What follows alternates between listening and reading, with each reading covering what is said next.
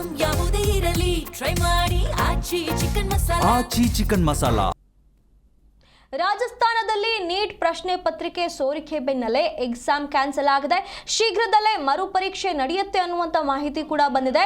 ಹಾಗಾಗಿ ನೀಟ್ ಪ್ರಶ್ನೆ ಪತ್ರಿಕೆ ಅಕ್ರಮದ ಬೆನ್ನು ಬಿದ್ದಿರುವಂತಹ ಸಿಬಿಐ ನಾಸಿಕ್ನಲ್ಲಿ ನೀಟ್ ಅಕ್ರಮದ ಕಿಂಗ್ ಪಿನ್ ಬಂಧನವಾಗಿದೆ. ಶುಭಂ ಖೈರ್ನಾರ್ ಎಂಬಾತ ಈಗ ಬಂಧಿತ ಆರೋಪಿ. ಶುಭಂ 30 ವರ್ಷದ BAMS ವಿದ್ಯಾರ್ಥಿ. ಮೇ 3ರಂದು ದೇಶಾದ್ಯಂತ ನೀಟ್ ಎಕ್ಸಾಮ್ ನಡೆದಿತ್ತು, ಅದು ರದ್ದಾಗಿರುವಂತದ್ದು. ತೆಲಂಗಾಣ ಮತ್ತು ಆಂಧ್ರಕ್ಕೂ ಕೂಡ ಪ್ರಶ್ನೆ ಪತ್ರಿಕೆ ರವಾನೆಯಾಗಿತ್ತಂತೆ.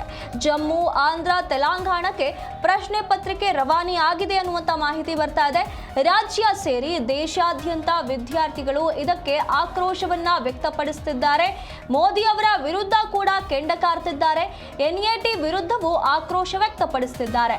22 ಲಕ್ಷ ವಿದ್ಯಾರ್ಥಿಗಳಿಗೆ ಕುತ್ತು ಬಂದಿದೆ ಅಂತ ಹೇಳಿ ಈಗ CBI ತನಿಖೆ ಚುರುಕುಗೊಳಿಸಿದೆ.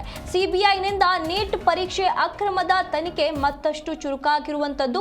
2026ರ ನೀಟ್ UG ಪರೀಕ್ಷೆ ಪ್ರಶ್ನೆ ಪತ್ರಿಕೆ ಸೋರಿಕೆ ಪ್ರಕರಣಕ್ಕೆ ಸಂಬಂಧಪಟ್ಟಂತೆ ಮಹಾರಾಷ್ಟ್ರದ ನಾಸಿಕ್ನಲ್ಲಿ ವಿದ್ಯಾರ್ಥಿಯ ಬಂಧನವಾಗಿದೆ. 10 ಲಕ್ಷ ಕೊಟ್ಟು ಪ್ರಶ್ನೆ ಪತ್ರಿಕೆ ಖರೀದಿಸಿದ್ದಂತ ವಿದ್ಯಾರ್ಥಿ ಟೆಲಿಗ್ರಾಮ್ ಮೂಲಕ ನೀಟ್ ಪ್ರಶ್ನೆ ಪತ್ರಿಕೆ ಖರೀದಿಸಿದ್ದ ಅನ್ನುವಂತ ಮಾಹಿತಿ ಬಂದಿದೆ. ಹರಿಯಾಣ ಮೂಲದ ವ್ಯಕ್ತಿಗಳಿಗೆ ಈತ ಮಾರಾಟ ಮಾಡಿದ್ದ ಅನ್ನುವಂತ ಮಾಹಿತಿ ಕೂಡ ಬಂದಿರುವಂತದ್ದು.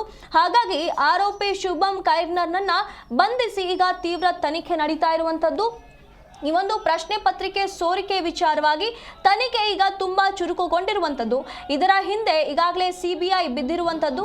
ತನಿಖೆಯನ್ನ ಮತ್ತಷ್ಟು ಚುರುಕುಗೊಳಿಸಿ ಯಾರೆಲ್ಲ ಇದರ ಹಿಂದೆ ಇದ್ದಾರೆ ಎಲ್ಲರ ತನಿಖೆಗಾಗಿ ಈಗ ಮುಂದೂರುವಂತದ್ದು.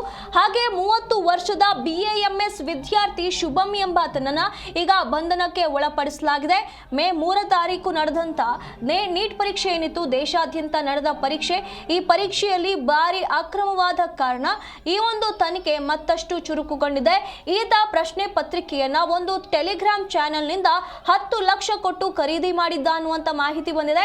ಹಾಗೆ ಈತ ತಾನು ಖರೀದಿ ಮಾಡೋದಷ್ಟಲ್ಲದೆ ತೆಲಂಗಾಣ, ಆಂಧ್ರ, ಜಮ್ಮು ಈ ರೀತಿಯಾಗಿ ಬೇರೆ ರಾಜ್ಯಗಳಿಗೂ ಕೂಡ ರವಾನೆ ಮಾಡಿದ್ದ, ಪ್ರಶ್ನೆ ಪತ್ರಿಕೆಯನ್ನ ಮಾರಾಟ ಮಾಡಿದ್ದ ಅನ್ನುವಂತ ಮಾಹಿತಿ ಬಂದಿದೆ.